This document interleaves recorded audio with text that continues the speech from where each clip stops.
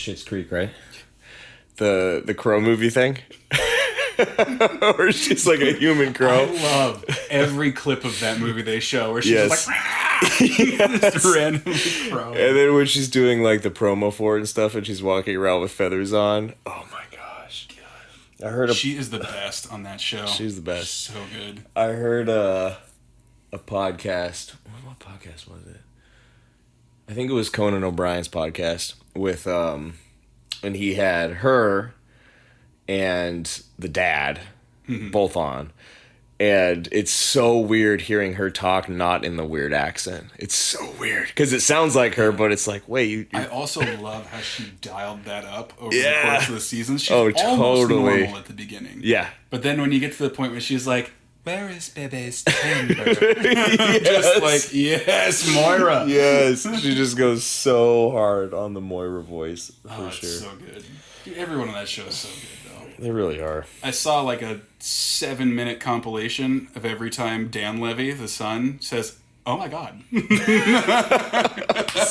minutes. It's 7 minutes and change. That is And it's great. just, oh my God. Oh my God. Dude. Oh my God. That is one of the funniest television characters ever. Yeah. Of all time. So funny. And such a good actor, too. And that's really funny that they're actually father and son. Yeah. I didn't know that at first, but...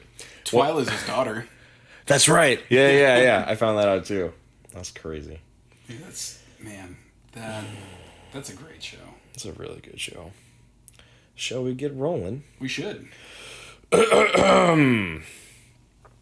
What's going on, guys? Hey, now we're screwed. Just butting in. Now we're screwed. It was a power struggle. Oh, you This is Health Coach Kane here as always. I'm Big Freakin' Neil, my business partner, my brain twin. Welcome back to the Big Freak Health Coach podcast. Damn it.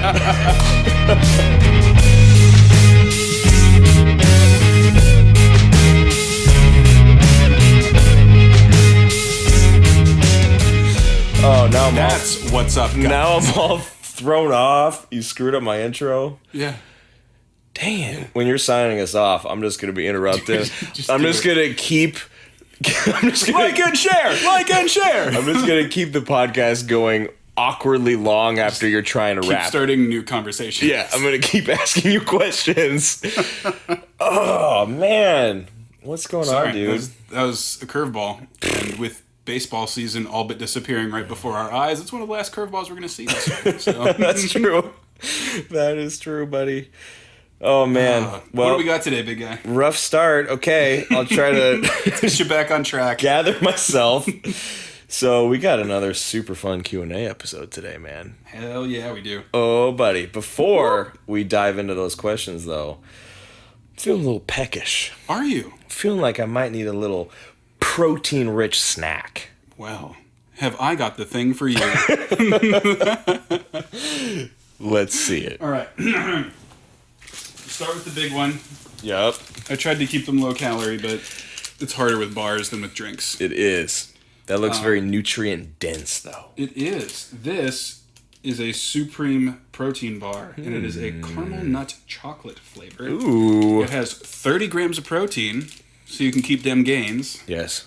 It is 380 calories. Okay. So fair. I apologize. Fair. Because I know you got some cutting goals that you're working on right now.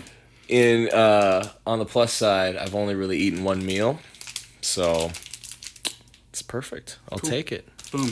All right. For you. Caramel nut chocolate. That sounds. It sounded really good. The other one that they had was like a peanut butter something, but it sounded really generic and like they would phone it in. Peanut butter is hit or miss too with protein. Yes. Sometimes it's delicious, like the peanut butter Halo Top. Yeah. So good. Buddy. So good. But some of the bars, like, this is just a drier like- chocolate. Where you know it was like peanut butter powder that they put into that thing. You can taste the dryness of Yeah. the powder. All right, buddy, this is one of my new go-tos. Especially, okay, pro tip, crunching these up into a bowl of Halo Top. Oh, straight up like cookie ice cream sundae, but packed with protein. So this is Lenny and Larry's crunchy complete cookie. They also have the big, like soft ones. Yeah. These are really solid, though. to be fair, I have not tried the cinnamon sugar flavor that I'm about to give you, so I have no idea. But the double chocolate and the chocolate chip are both bomb. Dude. So I don't think it'll disappoint. I very much appreciate this, because I, too... Yeah, man. Peckish may not cover it. Yeah. I was hungry. Yeah. Straight up starving.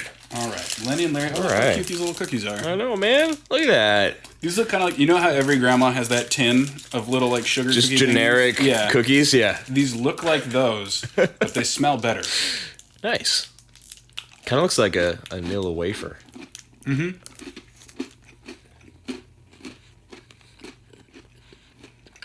It's a solid cookie. Decent. Yeah.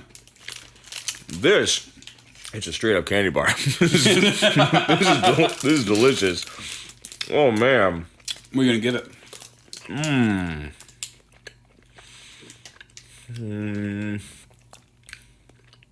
you're really putting some thought into this bad boy. I'm mulling it over. I'm going to have to go, based on flavor, I'm going to go 4-3. Nice. Very solid. Very solid. How about you? I like this a lot. I do think a different flavor would probably be more enjoyable. It's not bad at all. I'll give it a 3.8. Okay. Lenny and Larry's cinnamon sugar. It's plant-based. It's got 4 grams of fiber. It's got 6 grams of protein.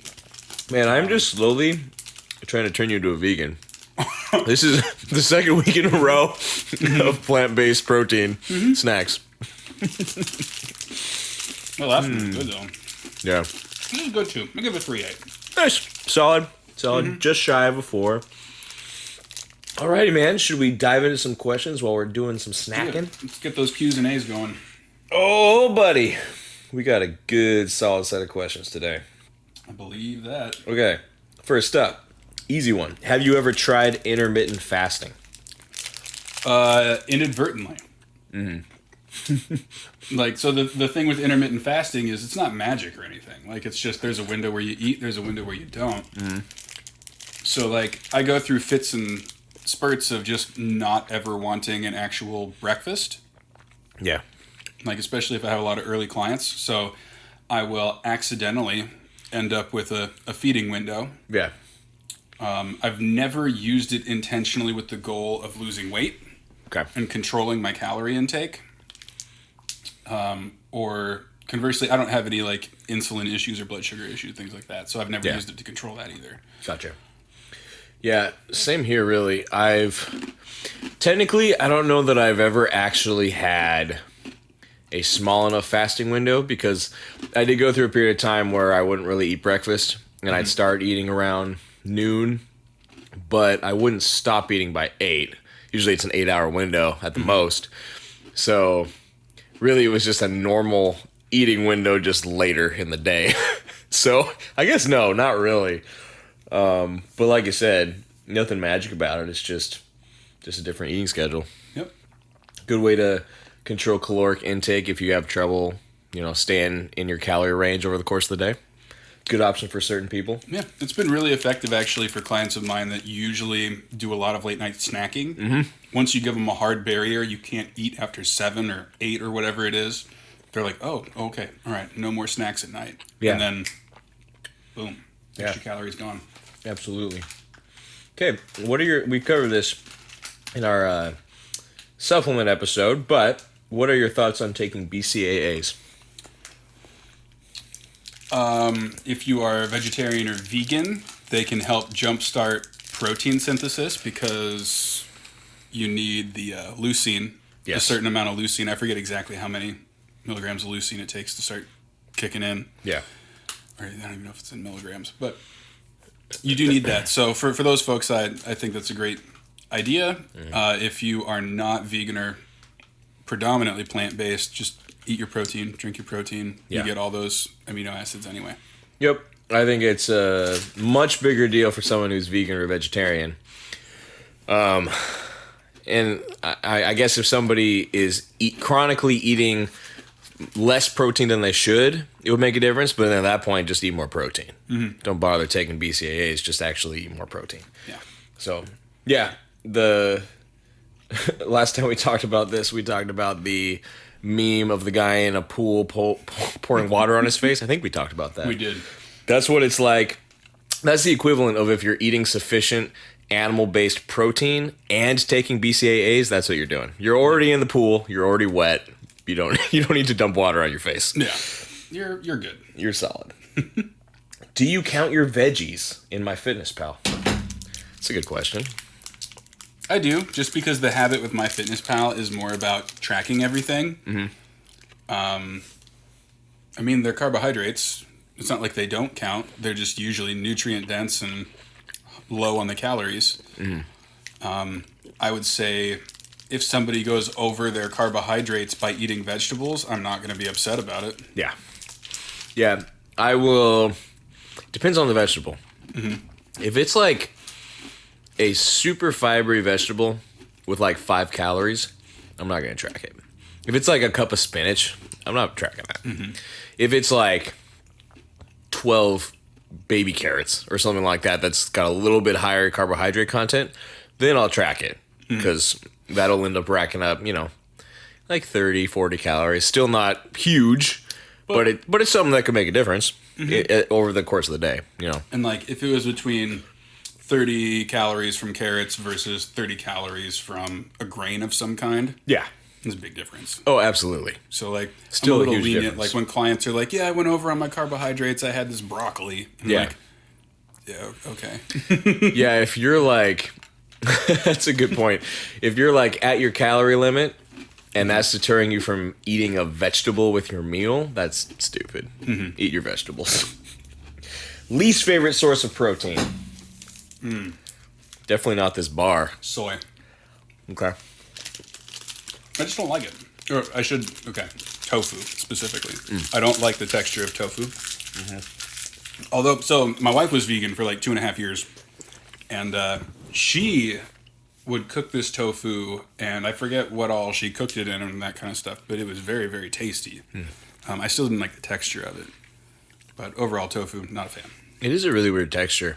It's sort of like almost egg white-ish, almost, but like less flavor. Mm-hmm. I'm with you. I definitely don't like tofu.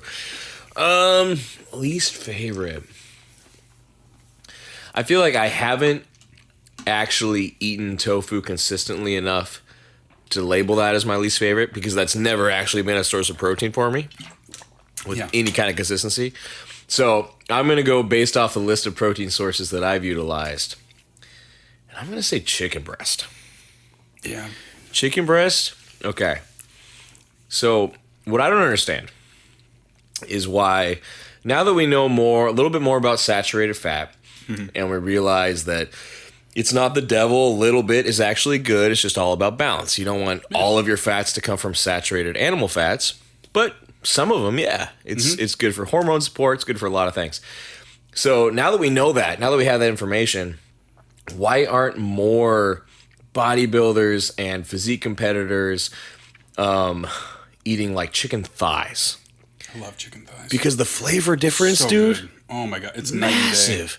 But as far as like calories and macros go, they're really not that vastly different. They're not. There's like 6 extra grams of fat or something like that. I think the answer is tradition.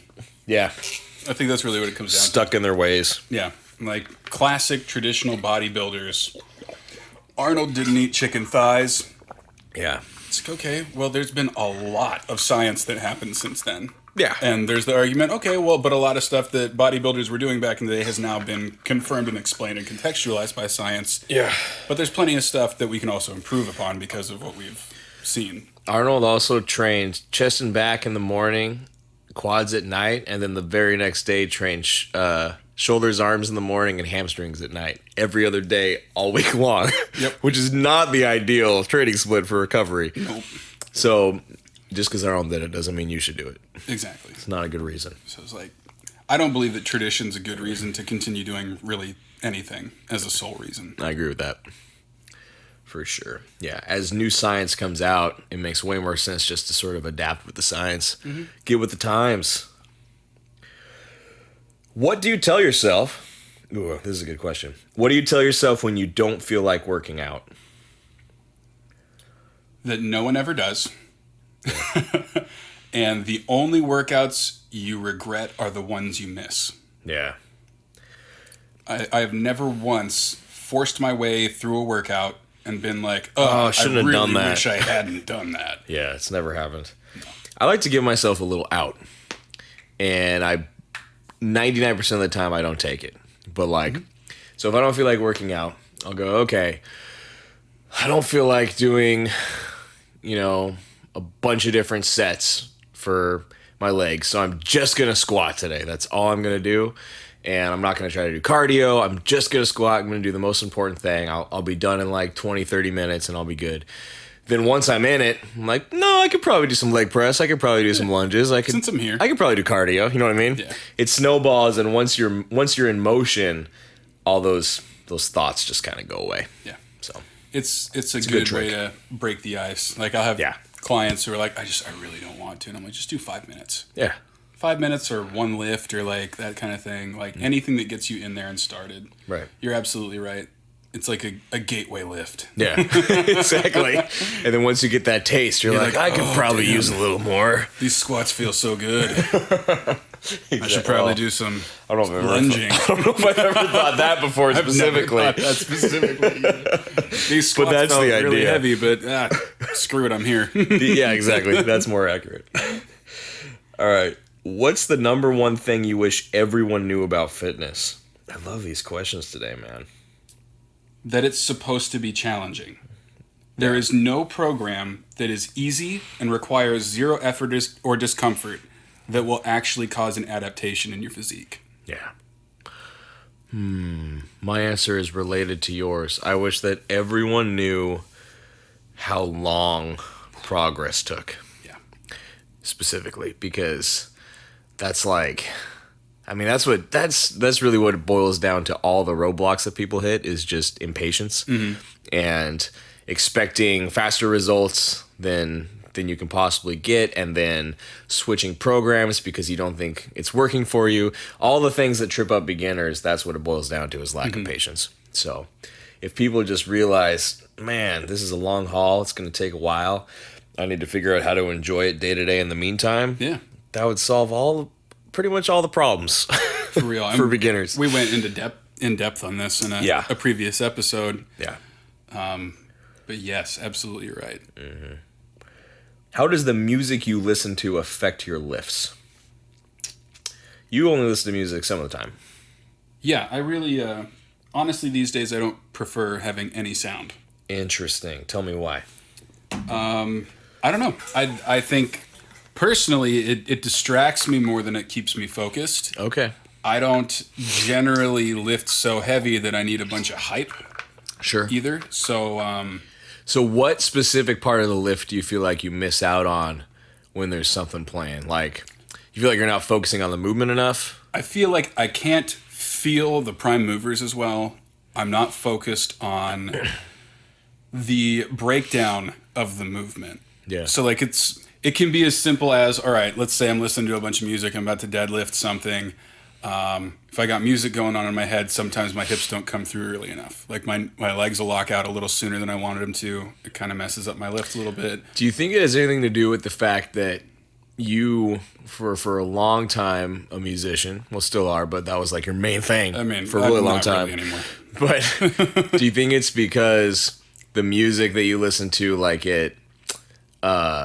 you zero in on the music and you're thinking about like what they're doing musically, and that's what's distracting you? Yes, 100%. So like if you've never been a musician, like it's probably a lot easier to zone out and just like feel a beat, some rhythm. So for the exact same reason, I typically don't listen to music that... The music that I listen to when I'm working out is not the best music that I listen to. Right. Easily.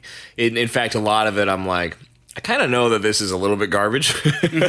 Like from a musicality This is poorly written and uninteresting. Yeah. But. Yeah.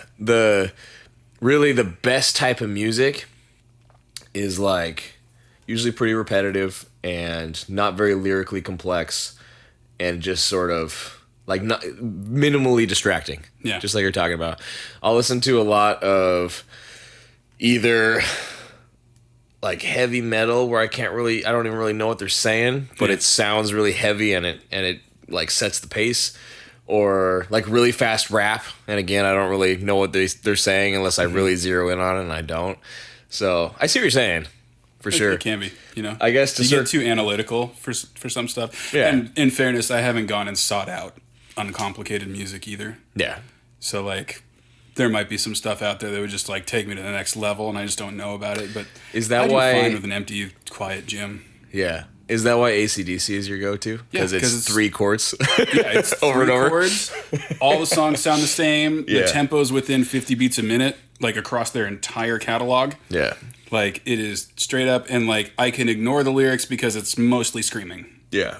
And that's fine by me. So when I do listen to music, it is like AC/DC straight up. No, so I used to think it was kind of weird that you'd prefer not to listen to music, but now I get it. Now I get it. If I'm listening to a song and there's like a rhythm change, I'm like, holy shit. And like has your attention, yes. Right? And I like need to rewind it and see exactly where it changes and like, yeah. Oh man, and that was a cool setup by that drummer. Yeah. Going into that. All of a sudden 10 minutes have gone by and I'm just standing there and I haven't lifted anything. And you've like written down half of a new song and you're just like, I want to use this shit. This is awesome. Exactly. And like, yeah. Exactly. No, I totally get it. Thoughts on fasted cardio or fasted training? So thoughts on those. So anecdotal evidence from my clients. Yeah. If you are not fueled up to train, you will have a subpar training session. Agreed. There are very few cases where that hasn't been true. Yeah. From a research perspective, there have been a lot of studies that have shown no difference between fasted and unfasted cardio. Mm-hmm. There have also been a lot of studies that were set up differently that have showed a noticeable difference between fasted and unfasted cardio. Yeah. So without...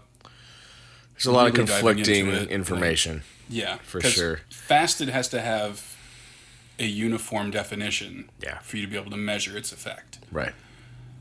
So conventional wisdom, the reason somebody would choose to do cardio fasted especially is that the idea is you're waking up fasted, you have no glycogen storage ideally, and like the second you start doing cardio and your heart rate gets up, you're immediately using fat as your fuel source. That's that's the idea people have.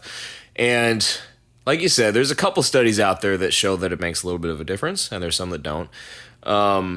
My thing is your daily total is still going to be the winner. Mm-hmm. Like you're not going to burn more calories because you're fasted. Right.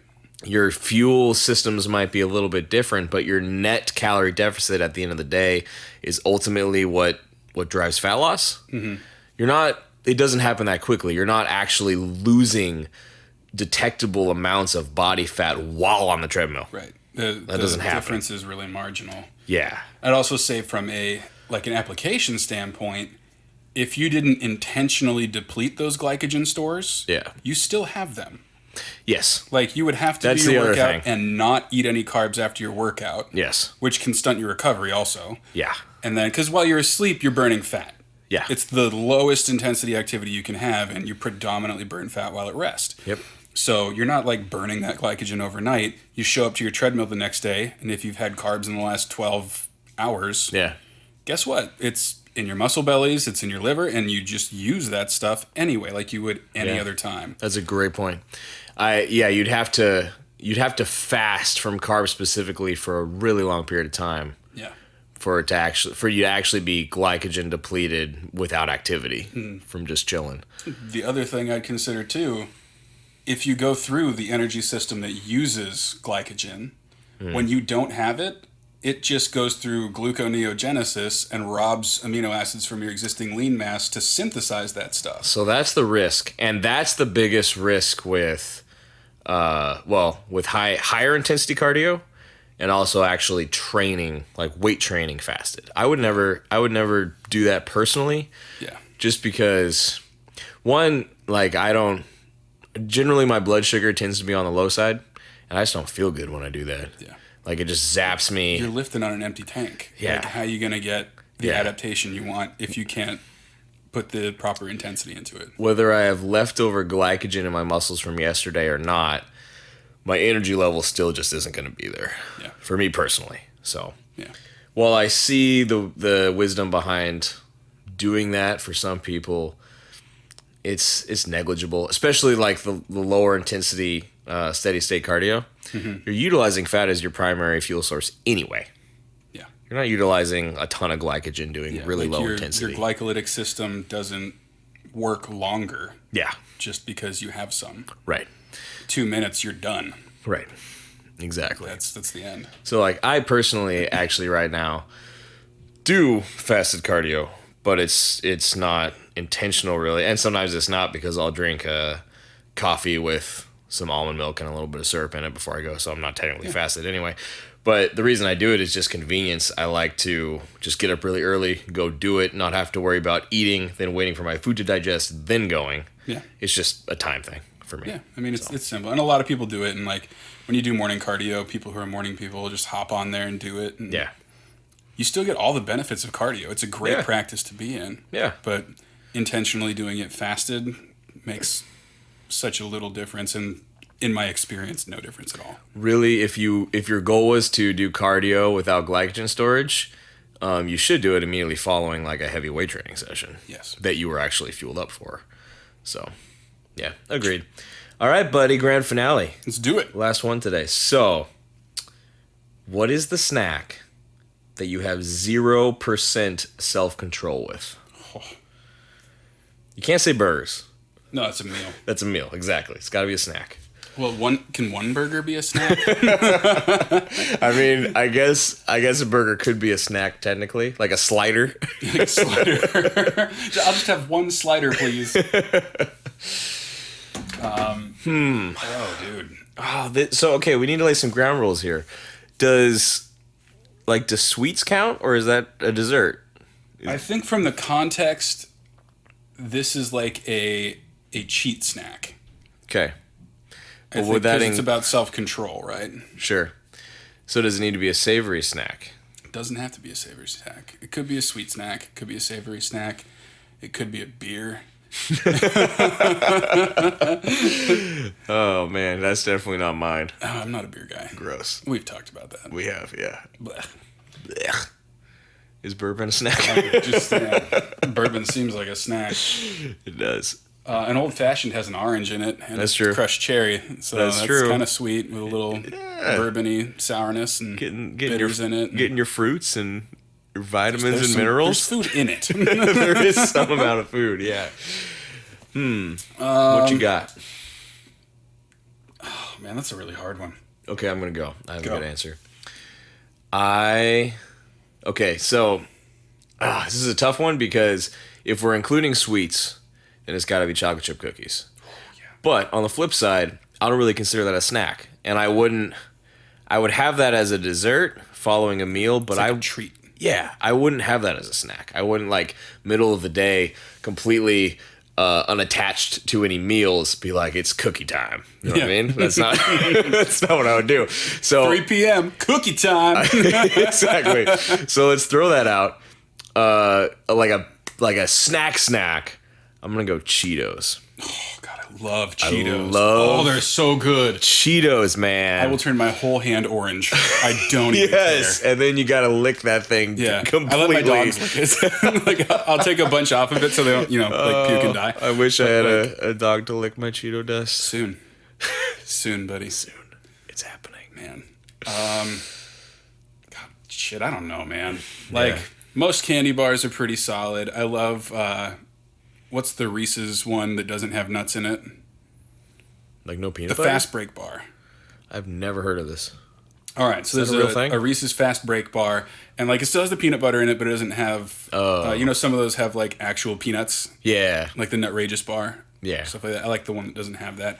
I don't like crunchy candy bars. Wait, what are these? These are all Reese's? Yeah, that's like a Reese's brand. What are these like sub brands of Reese's that I've never heard of? They're like if you wanted like a peanut butter cup, but the size and shape of a candy bar. Oh. It's called the Fast Break. Oh man. Because it's easier to eat. I've never heard of For example, while you drive to this podcast. Yeah. Wait, what's the one you said that has the nuts in it? It's called the Nutrageous. Oh, man. Reese's Nutrageous. Your whole energy just changed. You got so excited to talk about these bars. Like, I'm a little dialed up now. I'm just like, oh, you don't know about these? Please, like, I can go door to door right now and be like, have you heard of the Reese's Fast Break bar? Educate. Do you have a moment to talk about Nutrageous? Yeah, I've never heard of that. So where do you get them, like... 7-Elevens and gas stations. Okay, but like at the grocery store, are they sitting by the register with the other candy bars? Or are they like with the granola bars and the protein bars? No, they're not by the granola, but like you get to go to the aisle candy. Oh, man, okay. Because like there's not enough room by the register. You gotta go They're overtaken by like... on your candy search. Yeah, like Three Musketeers and Snickers and stuff get those prime spots. You know what I'm saying? And usually the Reese's Cups are up there. The cups will be there. Yeah. It's like their B-side. Dude, this is some underground Reese's stuff right here. Yeah, man. Got a sweet tooth. That's pretty legit. I also like the dark chocolate Milky Way. I've never had that either. I'm learning so much today. I can show you the world. Yeah. Candy bar wise, I was always a pretty big fan of Three Musketeers growing up. Yeah, it's solid. I don't know. It's like the lightest, fluffiest way to eat way too much chocolate. Yes. I'm not a big fan of marshmallows as a whole, just like by themselves. I think it's a weird thing to eat. Like just a handful of regular marshmallows? Yeah. Yeah, I get that. Like, okay. So like s'mores, right? I love s'mores. I love s'mores too. But why do you said that very defensively. Dude, I love them too. Okay? I love them too. You saw the look in my eye. But why do you love them? What is your favorite ingredient in a s'more? It's not just one. It's the chocolate marshmallow combo. Okay, I don't even give a shit about the graham cracker. Okay, really. But if you were going to isolate one ingredient from a s'more and eat it by itself, it's going to be the Hershey's chocolate. Yes. See? Yeah. That's what I'm saying. It's going to be. That is why s'mores are good. They're not good. Like, the combo's good. The combo's good. You're right. But it's not... The marshmallow is not the centerpiece. That's why I take the Hershey and I stuff it into the middle of the marshmallow, and I get the 2-pronged marshmallow skewer and put it around the chocolate, and then I roast it like that, and the chocolate melts in it. Dude. Oh my gosh. Yeah. And they say I can't cook. You are educating me so much on candy eating practices today. Oh, buddy. I completely forgot for a second this is a fitness podcast. Did you? I know. And I should give the obvious disclaimer. I don't eat like this often. It's very rare. Very, very rare. But like if I'm camping, I will literally save calorie room to have like 3 or 4 s'mores. Oh, yeah. Because like, how often do I go camping? When was the last time you went camping? It's been years since I went camping. It's been such a long time. Like I was probably a child last time I was camping, to be honest with you. I think it was in like high school. Yeah. Which for old folks like me was many years ago. many decades. Yeah. Same here. Like I haven't had a cookie minus those Lenny and Larry's. That's like a do we count those? Couple times a week. Health cookies. Exactly. Doesn't count. But like an actual cookie. So I had a birthday recently, and for my birthday, literally my entire family, my wife included, decided it was the perfect opportunity to buy me cookies, which I normally really appreciate. And then like 1 week later, I went on my cut, and I have basically like 4 Tupperwares full of cookies in my freezer because I know I'm not going to eat them. Yes. You like put them on ice. Exactly. Otherwise, I'll be too tempted to eat them. Like the winter soldier of dessert treats for you. Sitting there in cryo until you activate it again. Exactly. One day. My plan is, well, I haven't decided for sure yet, but when I actually reach my goal, to just do it all in one go. Oh, just make a day of it. Cookie day. It's like, yeah. One for each meal. I saw your cookies, The Rock. All right? Yeah. Here we go. Tag him. Do it throughout the day. There's gonna be a podcast episode at some point where I'm just sitting here eating cookies the whole time. Oh my god, yes. Oh man. Awesome. I think that's the plan. But yeah, snacks that I don't have self-control for. Because all the healthy snacks, I choose them. Like, they don't choose me. I'm like, all right, trail mix. Yum. Yeah. Here, an apple. Delicious. And they're good. Yeah. But it's not like a self-control thing. It's not like if I walked by a bunch of apples, I'd be like, oh. Dude, yes, the worst thing ever for me is in the grocery store, walking by the bakery and smelling the donuts. Dude. Oh, man. That's like anything jelly-filled is Really? Dude, See, I'm not jelly filled. I'm not a jelly guy or a cream filling guy. I love the fillings. I love all the Really? fillings. I think it's because I grew up on just like a traditional chocolate frosted donut with nothing in the middle, no nonsense, Dude, and that's then classic. occasionally, like I think a time or two, I picked up one not realizing it had a filling, and it surprised me, and then I decided I didn't like it Yeah. because I just wanted the chocolate. You're like, yeah, this didn't have what I expected. Yeah. Yeah, that's fine. Yeah, maybe if it were stuffed full of more chocolate frosting.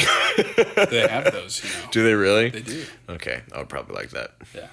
All right. But as far as snacks go, snacks like that are very few and far between. Yeah. But that's the stuff where if I'm tired that day, I'm like, all right, looks like we're doing this. All right. Self-control out the window. Like we've been so good.